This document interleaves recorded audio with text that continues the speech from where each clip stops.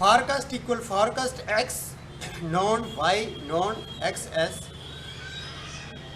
Calculate a future value based on exciting value. अब current data के हिसाब से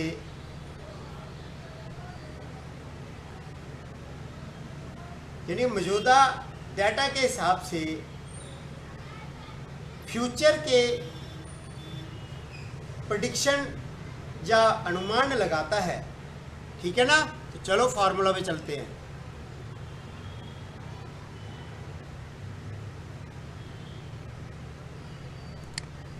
देखो यहाँ पे फॉरकास्ट लिख दिया। यहाँ पे मैंने कहा सिक्स मतलब जो आज हमें देखनी है। ठीक है ना, जो देखनी है आज। किसकी देखनी है? मानो उस बंदे ने, उस इंसान ने फर्स्ट डे सेल उसकी 10 रुपये थी, सेकंड डे उसकी सेल 20 रुपये थी, थर्ड डे उसकी सेल 30 रुपये थी।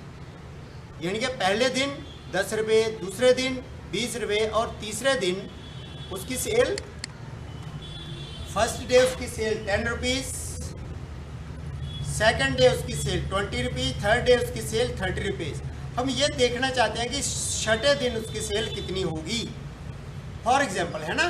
तो ये क्या करता है, predict the y value for x equal 6 based on linear regression of the provided data set। जो डाटा सेट हमने प्रोवाइड किया है वो उसके हिसाब से ही फ्यूचर की वैल्यू बताता है। अब ये देखो एंटर करते ही क्या बता रहा है, यहाँ पे 60 बता रहा है। क्यों बता रहा है ये 60?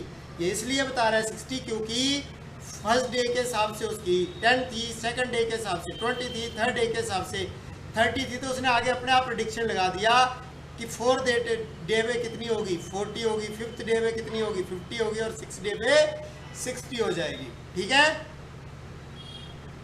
नेक्स्ट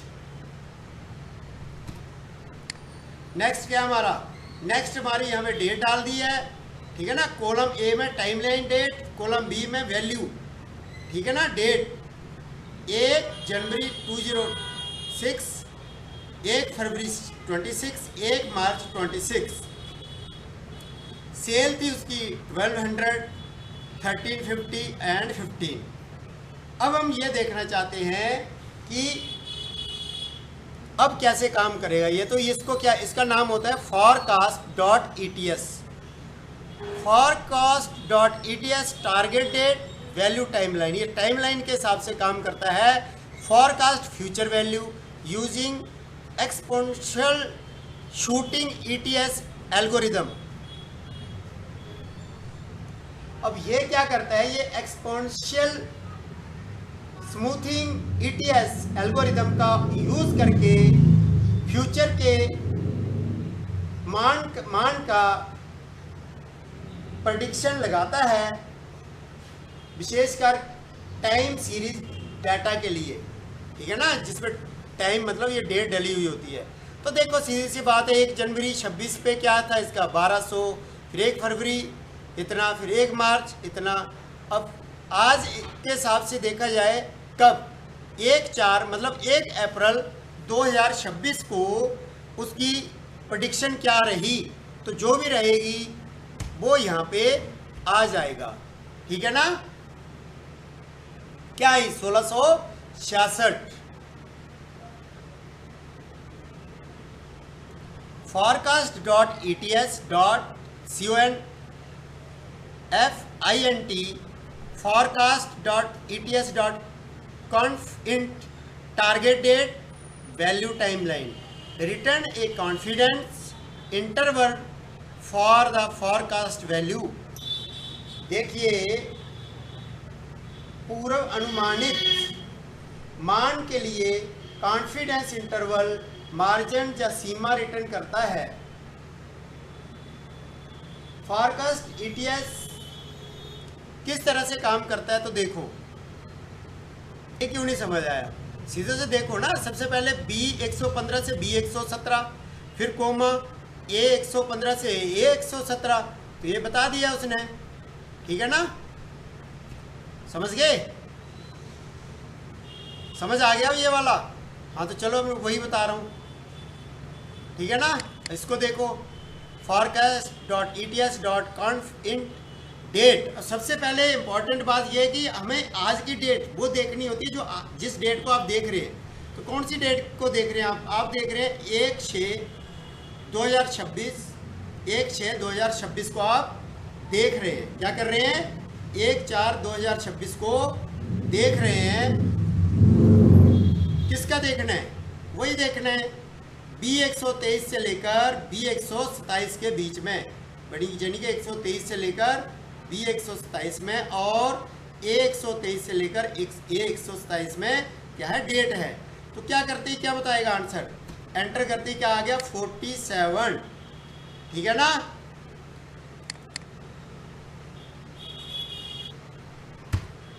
$47.67 क्यों आया है? एक लाइन में समझा। कौन सी एक लाइन? अच्छा, एक लाइन में समझा दूँ। देखो एक लाइन में सीधे से मतलब ये है, अब ये 47 आंसर क्यों आया है? 47% ये इसलिए आया है, इसको कहते हैं मार्जिन ऑफ एरर। क्या कहते हैं इसको? मार्जिन ऑफ एरर, जो ये बताता है कि 1 जून 2026 की प्रेडिक्ट सेल्स में असली वैल्यू प्लस 47% ऊपर जब माइनस नीचे तक जा सकती है। समझ गए बात? ठीक है ना?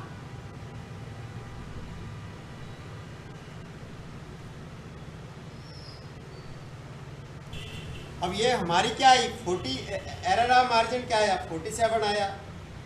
अब मान लो कि आपकी प्रेडिक्ट वैल्यू सेल 1800 आती है, तो ये फार्मूला ये कहता है कि आपकी असली सेल्स 1847.67 यानी 1752 और 1800 प्लस 67.67 यानी 1847 के बीच में कहीं भी रहेगी। समझ गए ना?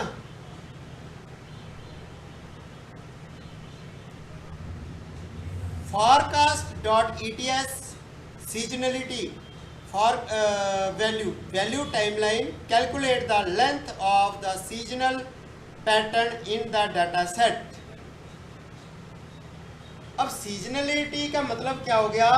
ये डाटा सेट में सीजनली पैटर्न यानी कि मौसमी पैटर्न की लंबाई का पता लगाता है। ठीक है? तो देखो फार्मूला, और फार्मूला के लिए भाई इसमें सीजनल तो हुआ नहीं पूरा, इसमें छोटी से नंबर है टाइप किया हुआ, तो इसके लिए दोबारा करते हैं दूसरी शीट पे डाटा बड़ा टाइप, फिर उसमें समझाते हैं आपको। चलो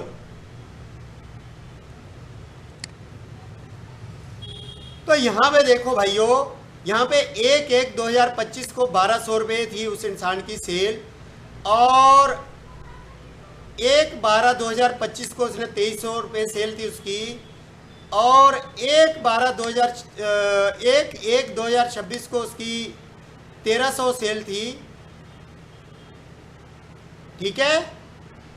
फिर 1/12/2026 को उसकी 2350 सेल थी। अब यहाँ पे आंसर क्या आया है? 2 आया है। ठीक है ना? क्या आया है? 2 आया है। अब ये दिख रहा है आपको? नहीं दिख रहा तो बड़ा कर देते हैं। अब यहाँ पे क्या है? देखो यहाँ पे 1200 सेल है। कब? 1/1/2025 को ध्यान से देखना, बहुत मजे की चीज़ है। फिर 1/12/2025 को 2300 है, लेकिन 1/1/2026 को फिर इसकी सेल 1300 है। ठीक है? फिर इसी तरह से 1/12/2026 को इसकी सेल फिर 2350 है, यानी कि लगभग उसके बराबर। तो इसका मतलब क्या हुआ? इसका मतलब फॉरकास्ट सीजनल का मतलब हुआ कि फॉर्मूला ये बताता है कि आपका डाटा कितने महीनों जस्ट स्टेप के बाद खुद को रिपीट सीजनल पैटर्न कर रहा है।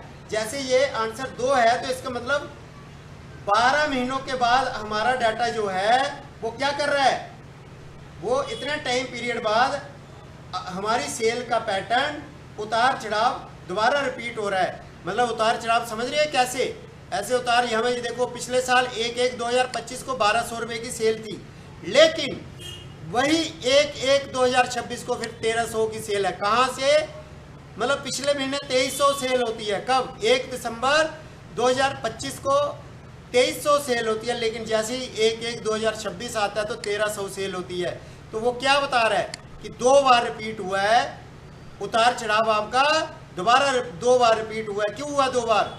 देखो यहाँ से एक बार यहाँ पे बढ़ती बढ़ती बढ़ती गई कहाँ तक, मतलब 1 जनवरी 2025 से लेकर 1 दिसंबर 2025 तक 1200 से 2300 पहुंची। लेकिन दोबारा जब दूसरा सेशन चालू हुआ उसका, तो दूसरे सेशन में 1300 से लेकर 2350 तक उसकी सेल पहुंची है। तो कहने का मतलब क्या हुआ? कहने का मतलब समझ गए भाइयों? फॉर्मूला देखो, पहले तो थोड़ा बड़ा करते हैं इसको, ठीक है, समझ आ गया? Forecast dot ETS seasonality A2 से A25 और B2 से B25, सिंपल सा फॉर्मूला है, कुछ करना ही नहीं है कुछ भी, ठीक है ना, वो अपने आप बता देगा। मतलब सेशन ये डाटा बिल्कुल सही होना चाहिए। अगर डाटा गड़बड़ करोगे तो फिर वो 0 बता देगा। अगर मान लो आपकी सेल बढ़ती गई बढ़ती गई बढ़ती गई बढ़ती गई, यहाँ पे अगर 4000 कर दिया आपने, उधर से बढ़ाते बढ़ाते तो 0 कर देगा। क्यों करेगा 0? क्योंकि सेशन उसका दोबारा रिपीट हुआ ही नहीं। और यही सेशन अगर मैं 4 बार करूँगा, जैसे 1 से 600 तक एक बार कर दी, फिर 2 से 800 तक दोबारा कर दी, तो इस तरह से करूँगा तो फिर 3 या 4, मतलब सेशन के हिसाब से बताएगा आपको, ठीक है ना। चलो next, forecast ets.stat forecast return a statistical value return to the ETS forecast. ETS पूर्वानुमान से संबंधित विन नंबर मान जैसे अल्फा, बीटा, गामा आदि रिटर्न करता है। क्या करता है? Alpha, beta, gamma, alpha, beta, gamma, 3-4 चीजें ध्यान रखनी है। क्या? अल्फा, फिर बीटा, फिर गामा, ठीक है। चलो फार्मूला में चलो। इसका मतलब यह है कि V143 से लेकर V145 तक और A43 से लेकर A143 से लेकर A145 तक, कोमा 1। अब लास्ट में 1 आया तो 1 का मतलब क्या है? ये स्टैटिक टाइप इक्वल 1 का मतलब है कि हम एक्सेल से अल्फा वैल्यू स्मूथिंग पैरामीटर मांग रहे हैं, जो ये बताता है कि प्रेडिक्शन में नए डाटा को कितना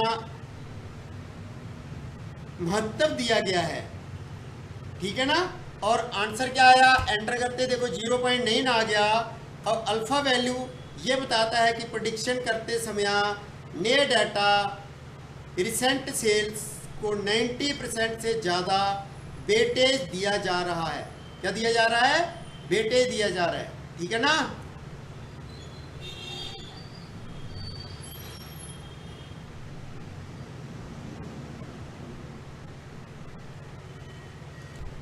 Forecast.linear predict a future value using linear regression.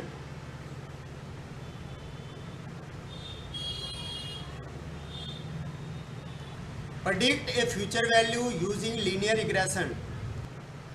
अब यहाँ पे फॉर्मूला लगाया B151 से लेकर B153 तक, यानी कि 151 से लेकर B153 तक और A151 से लेकर A153 तक क्या सेल हुई?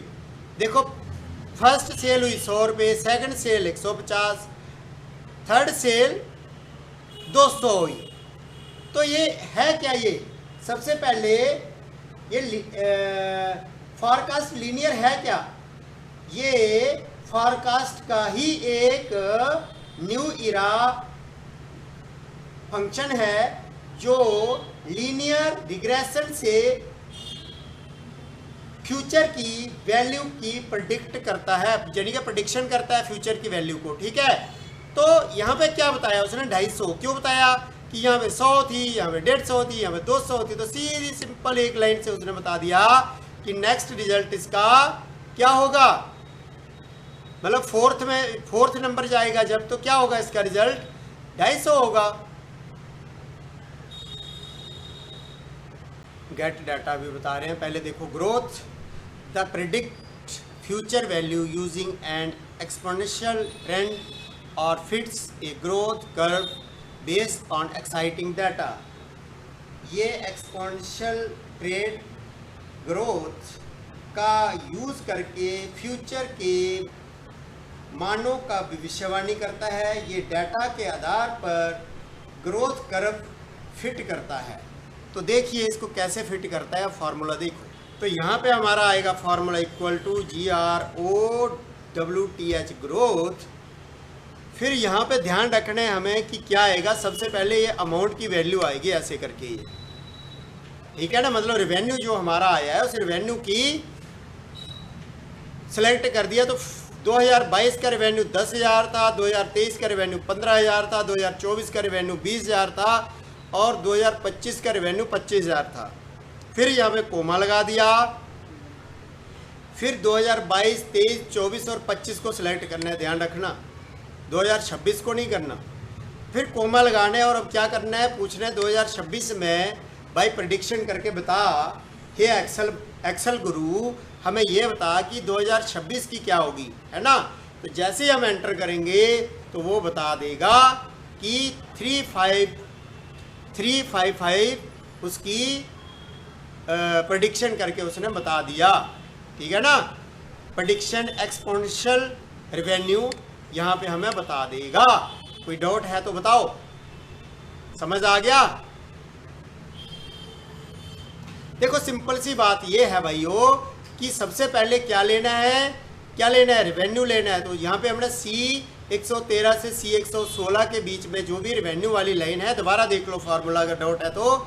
यहाँ पे क्या किया, इक्वल GROWTH ग्रोथ ले ली। फिर हमने रेवेन्यू वाली लाइन ली, फिर कोमा, फिर यहाँ पे ईयर ले लिए, फिर कोमा, और फिर कौन से ईयर का देखना है, 2026 का देखना है, तो एंटर करती वो बता देगा, ठीक है। हाँ बिल्कुल, यहाँ पे लिख लो 2027, तो वो प्रेडिक्शन करेगा, लेकिन ये कोई एक्यूरेट नहीं होता है कि 100% इतनी रेवेन्यू आ जाएगा। वो बता रहा है, प्रेडिक्शन कर रहा है, ठीक है ना। वो पीछे के हिसाब से देख के प्रेडिक्शन कर रहा है, ठीक है।